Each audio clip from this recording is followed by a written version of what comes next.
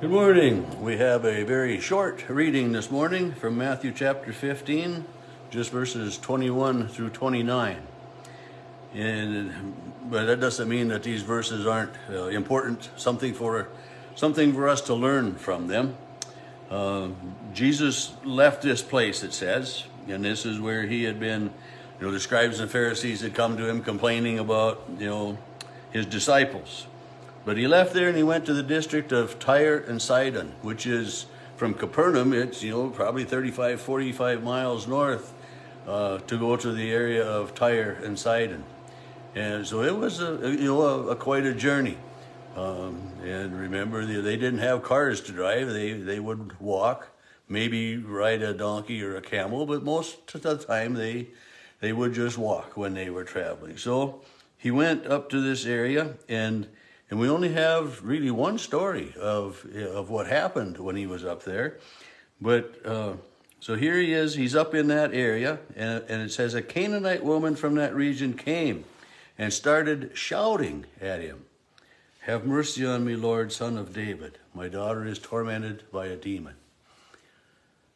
So evidently she couldn't get, real close to him. I mean, she was a Gentile and a woman, two strikes against her for being able to talk to Jesus, a male Jew. I mean, Canaanite women, Canaanites especially, she was a Gentile, a non-Jewish person, and they didn't associate. And we see that when we get into the book of Acts with Peter, and I've referred to it a couple of times. We had with this sheet of all of these different animals and reptiles coming down. But to go and to associate with these Gentiles was not what they were to do. And Jesus, it says he didn't answer her at all.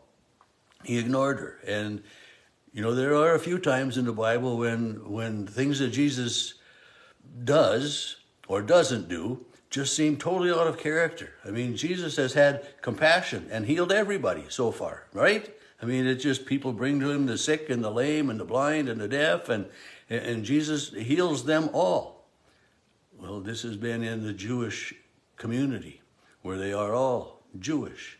And, so it's more acceptable. But here he is, and this foreign woman is hollering at him. And it says he doesn't answer her at all. And his disciples came and urged him, "Send her away, for she keeps shouting after us." She doesn't give up. She's persistent.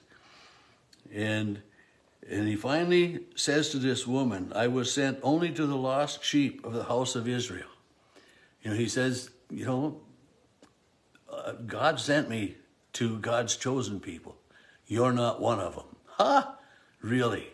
And, but it doesn't stop this woman. I mean, this woman has heard about Jesus. I mean, here she is, a Gentile, a Samaritan woman, living, roughly 35, 40, 50 miles, I don't know, how far away, but she had heard of Jesus, and she had heard that he had been able to heal these people, and she was persistent. It says she came and she knelt before him and said, "Lord, help me." A simple plea, "Lord, help me." And, it's just, she's finally gotten, close to Jesus where she knows that he will hear. He had been playing deaf or whatever. He'd been ignoring her shouting. But she finally comes and kneels and says, "Lord, help me." And her concern isn't for herself. Her concern is for her daughter.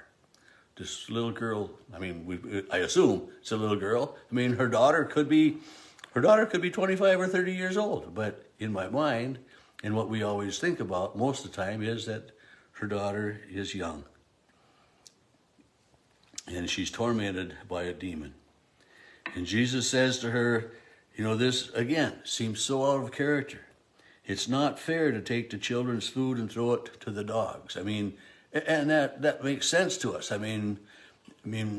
Sometimes if we're really upset with our kids, we'll, remind them of all of these other hungry people, or we'll feed the dogs and the cats, the table scraps that are left over, but we don't take their meal, and instead of serving their meal to them, serve it to the dogs or to the cats or to the animals. And Jesus is comparing this woman to a dog, and dogs had, virtually no position in society. I mean, they weren't the family pet. They didn't have names. They were scoundrels and scavengers and kind of a necessary evil in some ways. But, he compares this woman to a dog. And she says, yes, Lord, but even the dogs eat the crumbs that fall from the table. Knowing that she's saying to Jesus, I don't need all of your attention. I don't need all of your power. I don't need you to come. I don't need you to come. I just need you to reach out to my daughter. And, it's, even the dogs eat the crumbs that fall from their master's table. She didn't get indignant with him. She didn't,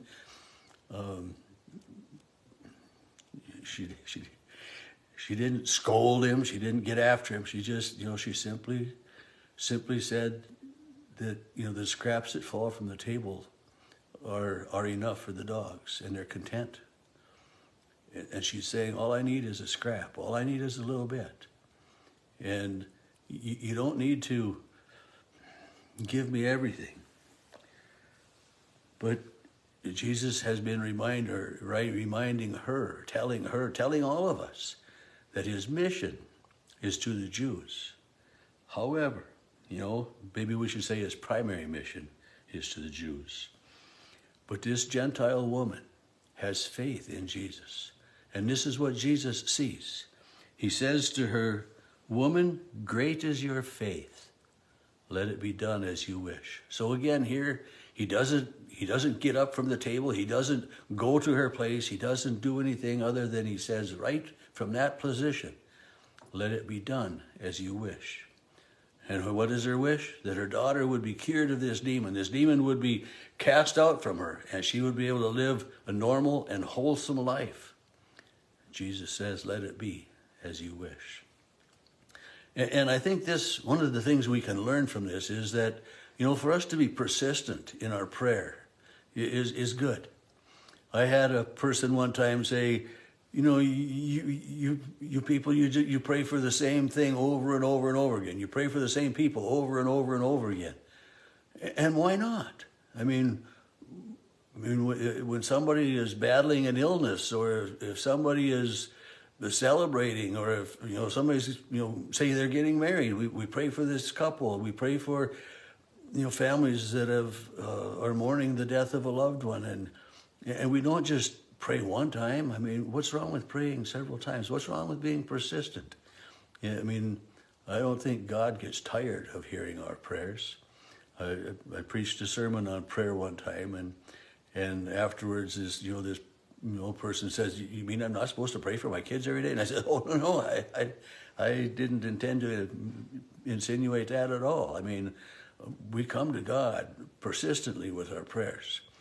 And I don't think God is going to get angry and strike us down for praying. I mean, here this woman was shouting at him, asking, demanding, have mercy on me, Lord, Son of David.